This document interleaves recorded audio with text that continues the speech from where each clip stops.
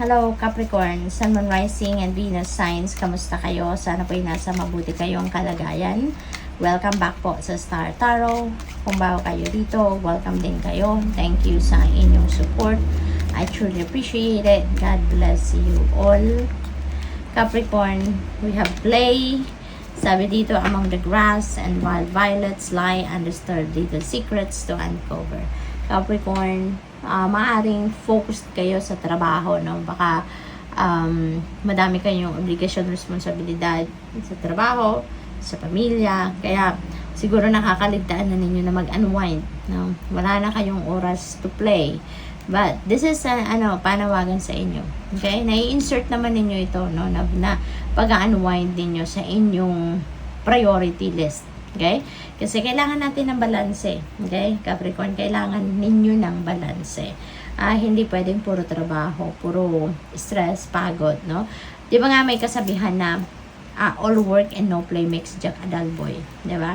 Kaya kailangan balanse. Isingit natin, no, yung pag-unwind, isingit natin yung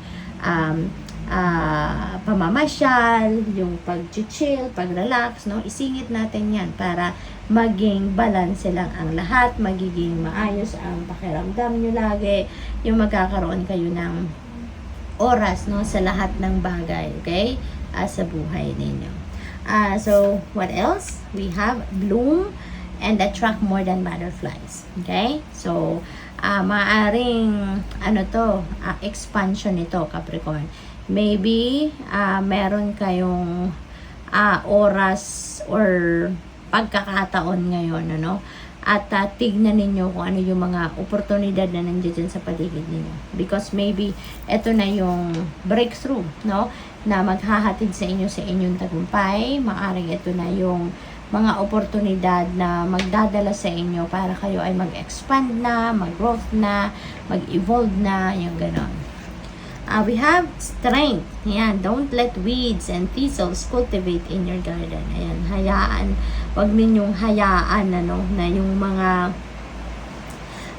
mga hindi dapat ay mamayani sa puso ninyo, sa buhay ninyo. Lalong-lalo na yung takot, yung mga pagdadalawang isip, procrastination. Huwag ninyong hayaan yan na yan ay magtagal or tumambay sa puso ninyo, sa isip ninyo, sa buhay ninyo. Okay? Kasi hindi natin kailangan yan. Hindi yan makakatulong sa inyo in any way. Kaya kailangang tanggalin yan. No? Tanggalin yan. Anuhin ninyo yan. I-release ninyo yan sa buhay ninyo because you don't need that. Alright? And maaaring kailangan ninyo dito ng tibay ng loob. No? Tatag, lakas ng loob, tatag ng dibdib para magawa ninyo yan, no? Kasi maaring ganun talaga, no? It's easy said than done, pero kailangan gawin, no? Kailangan gawin. Medyo siguro mahihirapan kayong tanggalin yan sa buhay ninyo. Pero since yun ang makakabuti para sa inyo, kaya kailangan ninyo dito na lakasan ninyo ang loob at magagawa ninyo tanggalin ang mga bagay na yan or sitwasyon na yan sa buhay ninyo. Okay? What else? We have dare, take a risk, and fly, Capricorn. Maaaring may opportunity rito, no? Na kakatok sa buhay ninyo na will require you to come out of your comfort zone, no? Maybe now is the time for you to take risk, no? Now is the time for you to take the leap of faith. Kasi maaaring yung opportunity na to, no, siguro parang gigisingin din ito yung loob ninyo, yung diwa ninyo na siguro parang kahit tagal ko na, no, na ganito lang lagi ang ginagawa ko, na lagi lang akong nasa comfort zone ko. Maybe this is the perfect time for me to try different avenues. It's time for me to grow, to thrive, to evolve, no? So, maaaring magkakaroon din kayo ng kaisipang ganon. Kaya you are ready to take risks sa ngayon. So, tingnan natin kung ano pa ang ganap for Capricorn. Ano pa ang mga message para sa'yo for today? We have gratitude. Ayan, huwag kayong makakalimot magpasalamat, no?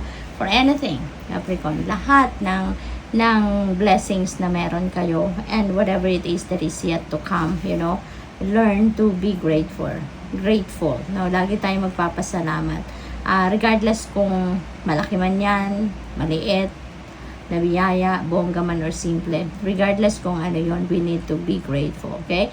Kasi yung gratitude, parang susi yan nagbubukas yan ng pinto para sa mas marami pang blessings, para sa mas marami pang prosperity and abundance, na papasok sa buhay natin.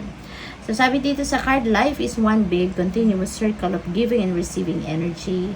Be thankful for who and what's in your life. Instead of complaining about what you don't have, if you focus on gratitude, you'll start to attract prosperity and abundance. Kaya, napakagandang reminder ito para sa iyo. Napakalakas ng ulan. Capricorn, sana naririnig pa rin ninyo ng malinaw, yung mga sinasabi ko. Reach out, Capricorn. Maybe you need help sa ngayon, in any way. Maaari din na meron taong magre-reach out sa inyo, So, posibleng ganun din ang ganap. So, it's either kayo yung magre-reach out to other people to ask for help, or baka kayo yung lalapitan ng kung sino man na nangangailangan ng tulong in any way, So, sabi rito, we know you're reaching out right now for help due to current situation. Support is as much about the physical act of accepting help we're offered as it is about the emotional benefits and learning that it's truly okay to accept support however it's presented to you. So, it's either or talaga, na baka may hihingi ng tulong sa inyo, or kayo yung hihingian, or kayo yung hihingi ng tulong, yung ganun. So, what else for Capricorn? We have hope, and your loved ones in the spirit world know when to reach out if they see you're at a low point. Whether you're caught up in a difficult situation or struggling with someone specific in your life, there is always hope.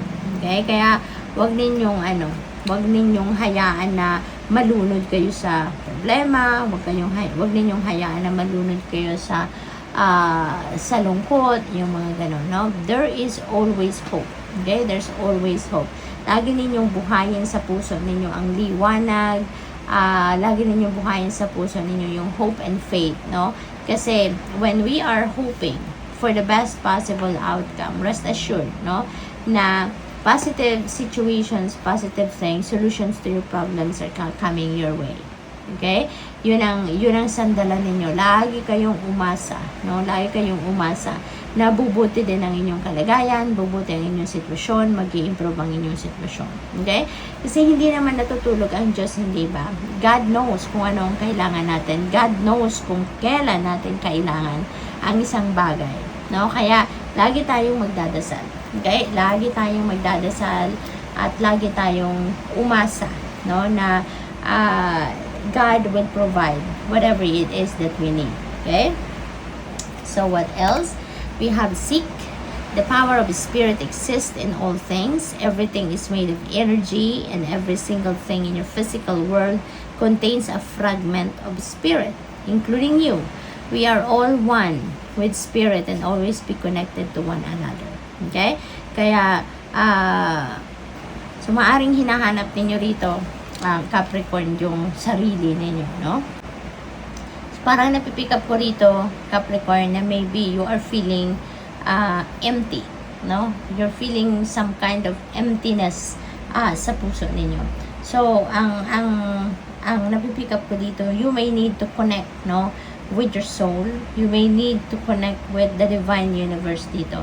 Kasi maaaring on a physical level, masaya kayo, nandiyan na yung tagumpay, nakamit nyo na yung mga gusto ninyong ma-achieve, ini-enjoy nyo yung magandang buhay, yung komportableng pamumuhay, mga ganun. Pero maybe there is a feeling of emptiness pa rin. It's maybe because it is the connection ninyo, yung spiritual connection ninyo, with the divine universe, or spiritual connection ninyo with God.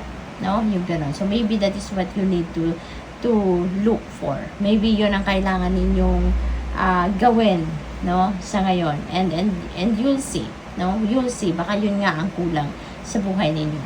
So, good luck. Thank you for watching. Love and light. Namaste.